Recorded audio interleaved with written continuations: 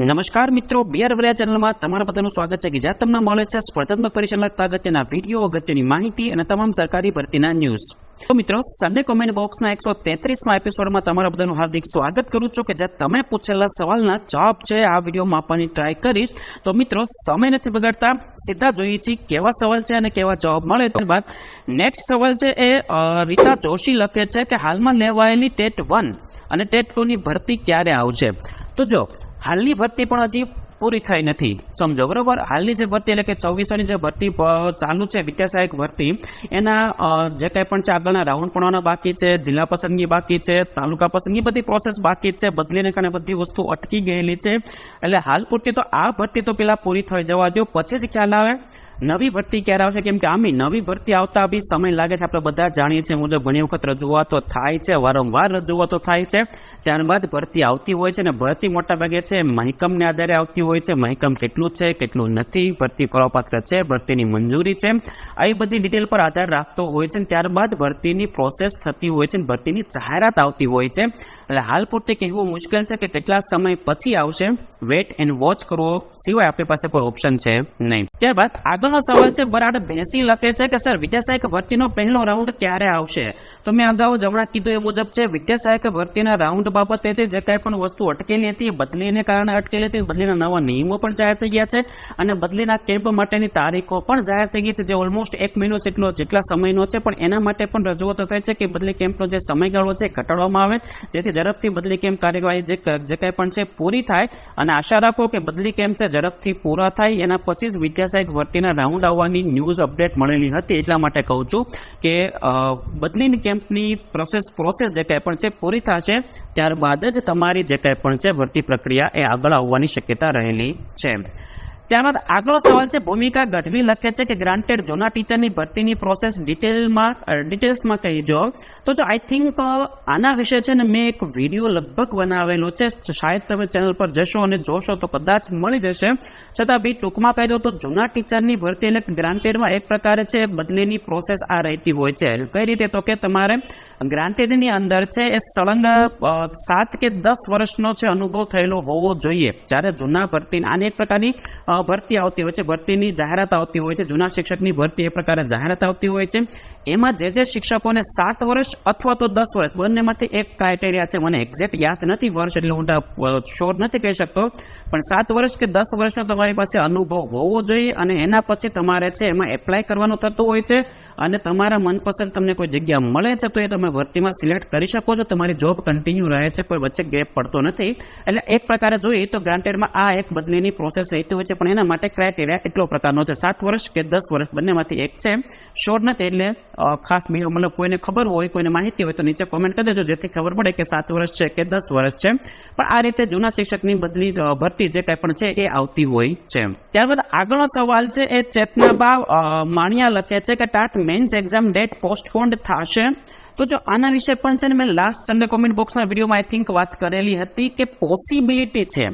મારા તરફથી કહું છું, હું કોઈ સરકાર તરફથી કે કોઈ બીજા વ્યક્તિ તરફથી નથી કહેતો કે કોઈ ડાયરેક્ટ એવી વાત મળેલી નથી, પણ મારા તરફથી મને એવું લાગે છે એના આધારે કહું છું કે મે બી પોસિબિલિટી છે કે એક્ઝામની ડેટ જે કે મેન્સની એક્ઝામની ડેટ છે એ કદાચ પોસ્ટપોન્ડ થઈ શકે.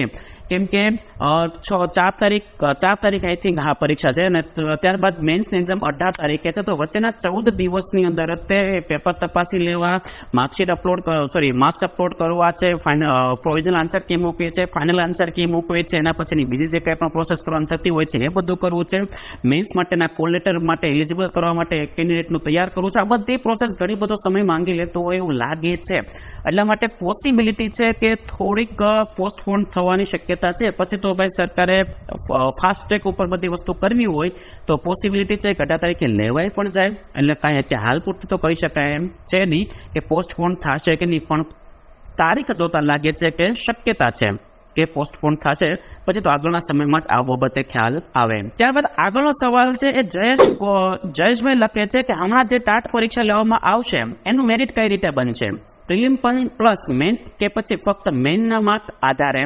તો જો આ બાબતે મેં પરિપત્ર છે જે કંઈ પણ એના આધારે એટલું તો મને ખ્યાલ આવે છે કે જે પ્રિલિમ્સની પરીક્ષા તમારી લેવા છે ટાટ પરીક્ષા માટેની, તો એ પ્રિલિમ્સની પરીક્ષા તમારે મેન્સ એક્ઝામ દેવા માટેનો એક જરિયો છે ખાલી.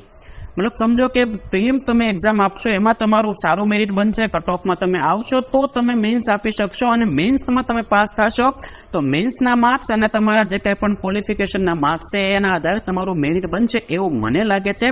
પ્રિલિમ્સના માર્ક્સ કશે બી જગ્યાએ છે લગભગ મેરિટમાં ગણાશે નહીં. પછી તો આગળના સમયમાં કોઈ એ બાબતે નિયમ આવે, કોઈ ફેરફાર થાય તો કંઈ કહેવાય નહીં, પણ હાલ પૂરતી તો એવું લાગતું નથી કે પ્રિલિમ્સના માર્ક્સ તમને છે એ કશે જગ્યાએ પણ આમાં એડ થાય. ખાલી એ માત્ર ને માત્ર તમારો એક રસ્તો છે મેન્સ એક્ઝામ સુધી જવાનો, એટલું હાલ પૂરતી સમજો. મેં કીધું એ મુજબ આગળના સમયમાં જ માહિતી વધારે ખબર પડે કે આવવાનું છે કે નહીં, મતલબ ગણતરી થશે કે નહીં, પણ હાલ પૂરતી તો એવી દેખાતી નથી કે ગણતરી થશે. ત્યારબાદ આગળનો સવાલ છે, ભાવેશ ચાવડા લખે છે કે સર OMR શીટમાં સર્કલની બહાર થોડું નીકળી ગયું હોય તો માર્ક કટ થાય?